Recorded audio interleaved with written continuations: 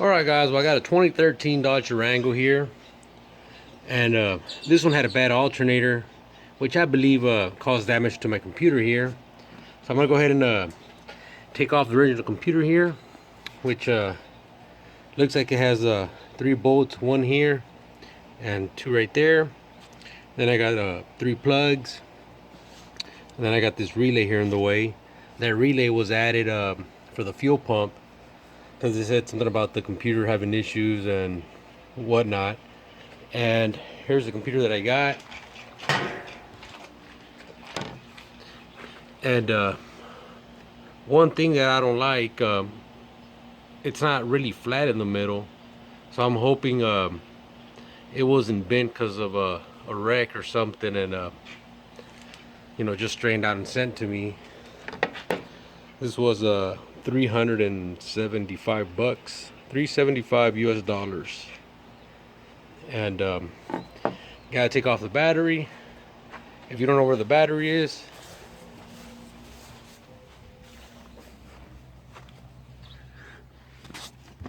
it's right under here. So you might have to take off the whole seat when you replace the battery, but I'm just going to take off that negative terminal there, and we should be good. Once I don't have power, I'll start taking off the computer. So let me go ahead and take off the power there. Alright guys, so they say it's plug and play. I already used I believe a 10mm to remove the battery terminal, and I got three bolts on here which are 8mm. I got 3 plugs. I'm not too sure if they interchange with each socket, so I'm just gonna go ahead and number them. Put a 1, 2, and a 3, because I don't want to put them in the wrong slot, so, and I have to use my hand signals there. But anyways, I went ahead and numbered them 1 through 3. The green one didn't have anything. I have a ground right here, and I got 3 screws and the relay. So I'm gonna start taking stuff apart and see how it goes.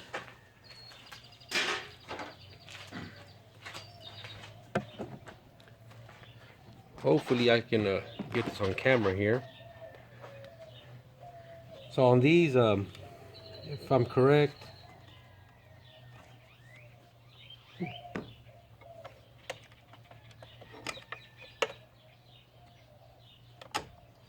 they just slide out back. You don't want to break them, so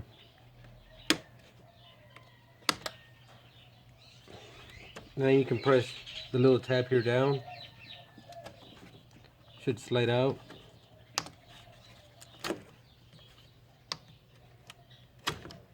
There we go. Oh, and they're color coded. So you got the white, orange, and black. So I didn't need the numbers, but we'll leave that in there anyways. So the next step will be to get my 8mm.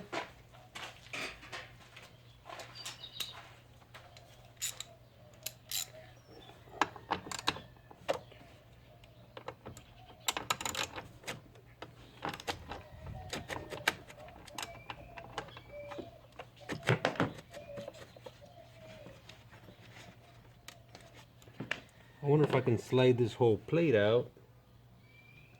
Probably so. But anyways, I'll just do it over here. I didn't get no instructions in there. Not sure they provide them on the website.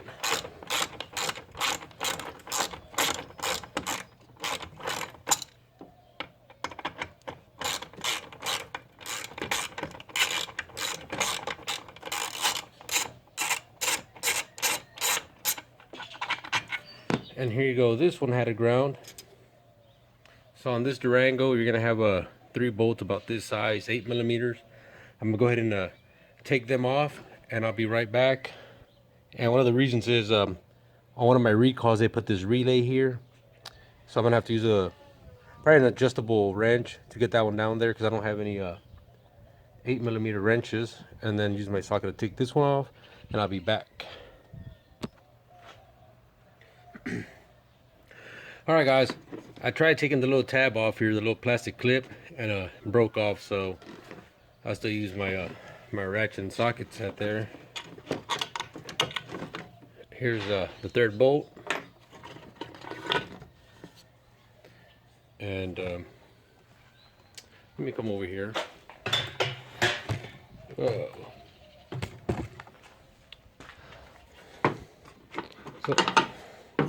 So like I was telling my wife, let me put this here. On this one, you can see that it's pretty straight across. On this top one, you kind of see it bend inwards right there, like pretty deep.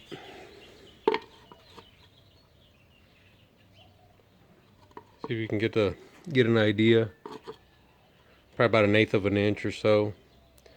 So hopefully, this is the original one, and here's the one I bought. So hopefully this one doesn't have any issues. You know, you're going from something original that's having issues to something that's used and original and shows a little bit of damage. But I'm gonna pop this in place and see what it does. So I'm just gonna reverse the step back on there again. You know, 1, 2, 3 screws. This one has a ground and then 3 plugs.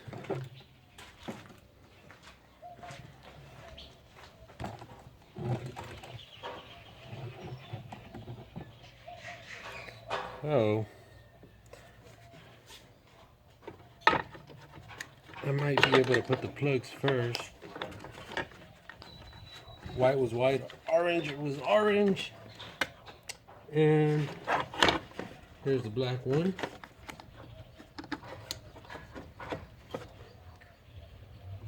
So I'll do that, and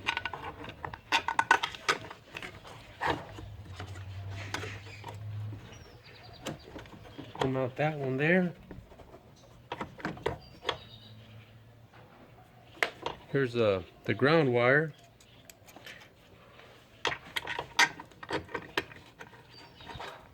And that one goes there. And then the last screw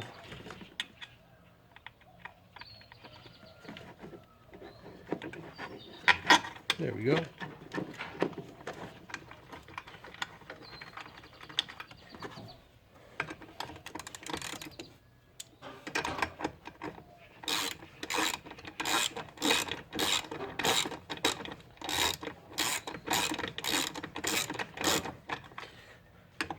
Let me drive this in a little bit more, and then I'll tighten them down completely. So, be back in about a minute. Alright guys, well, got the ground cable there, and I got the plugs plugged in. Now I'm just going to push these little red tabs back in.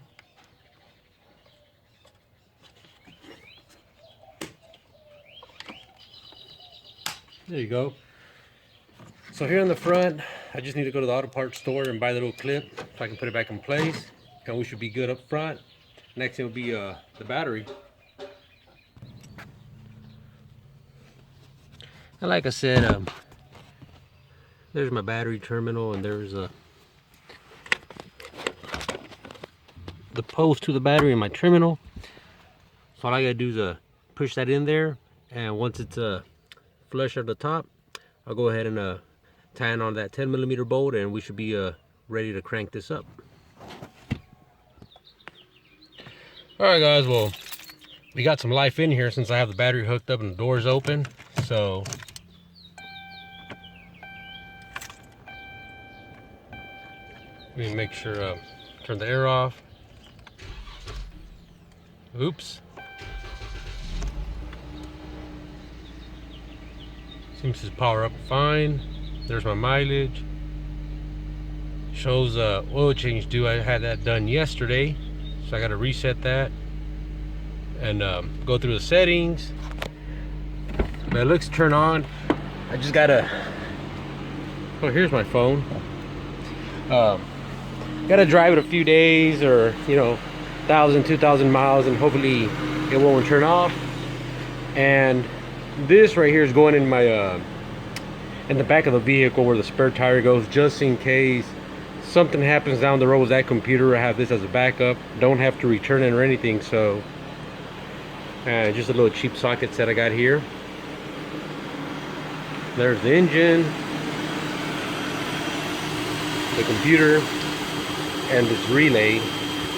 So whenever I got the recall done, they put the alternator, the relay, and some brake shield, which I never knew which one it was.